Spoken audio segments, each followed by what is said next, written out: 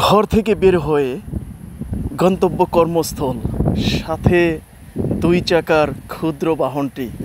গত কয়েকদিনের প্রচণ্ড গরমে মানুষ অস্থির।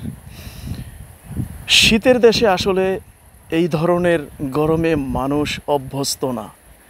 মানুষ চায় গরমে আরাম, স্বস্তির নিঃশ্বাস ফেলতে।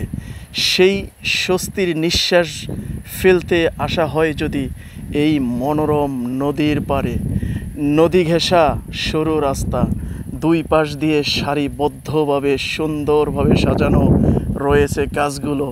নদীর মুক্ত বাতাস, যেই মুক্ত বাতাস উপভোগ করে এই সরু রাস্তা দিয়েই যেতে হয় প্রতিনিয়ত আমাকে আমার কর্মস্থলে। কর্ম শেষ করে